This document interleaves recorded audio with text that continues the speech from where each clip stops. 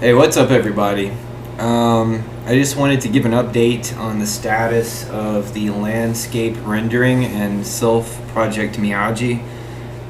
This isn't something that I really talked about early on as far as like the initial design decisions that I made for the game. Obviously it's a re-envisioning of, Sylphid by Game Arts, which ironically Sylphid did not have any stages where you were flying over a landscape. Other than the planetary stages where it showed you very abstractly descending down to the surface of a planet and then reascending, ascending again.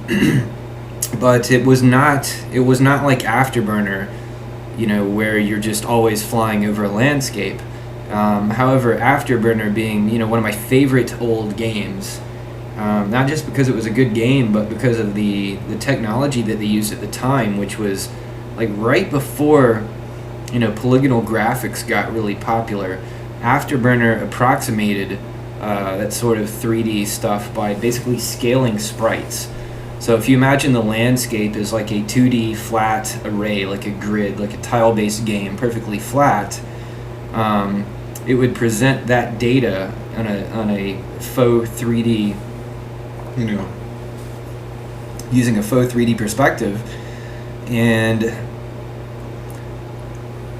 the landscape itself was comprised of two things, basically colors, where there was like a base ground color, and then sprites. And the sprites actually represented the type of terrain, like grass. So they had grass sprites, water sprites, tree sprites, houses, things like that for villages. They were all represented using sprites. And in the arcade, at least the arcade versions of Afterburner, and this was also for Super Hang-On.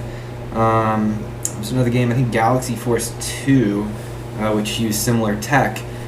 They would basically scale these sprites as you got closer to them to create the illusion of a detailed 3D terrain. So the actual visual effect imparted by this technology at the time was incredible, and they didn't use polygons at all. So while this is still, obviously Sylph is still based on Sylphid, I could not resist trying to re-implement the same sort of technology that was used in Afterburner, but of course using modern OpenGL.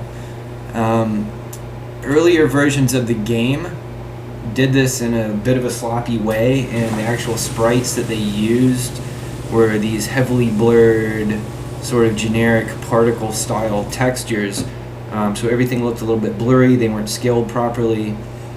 So I've been attempting lately to sort of refine this.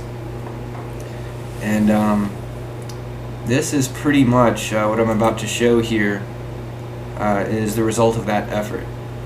I'm going to go ahead and get the game started here, but try to continue to talk a little bit about the way this works technically. So again, in Afterburner, you have a flat plane. On top of that plane, you have various sprites. Think of them as, okay, let's say the terrain is colored where blue represents water, green represents grass, brown represents trees, and let's say red represents houses. We would sort of take basic 2D image data like that and use that instead of drawing colors or polygons, or texturing polygons or coloring polygons. It would actually use that to create independent separate sprites, which is a 2D texture representing an object such as a small tuft of grass or an individual tree or a cluster of trees, or a house, and present these in a 3D manner coming towards the camera to create the illusion of a 3D environment. So what I did here, I essentially used two different layers of graphics. I'll move the mouse cursor and I'll pause it here so I can explain. I used two different layers of graphics. One is a base layer, which basically represents the ground or the landscape. Here on the screen you can see that represented as grass, and you can see each, it looks like it looks like a curved, like a hemisphere, basically, or an oblong sphere. I can't even do this. I'm like too fucking drunk to do this shit.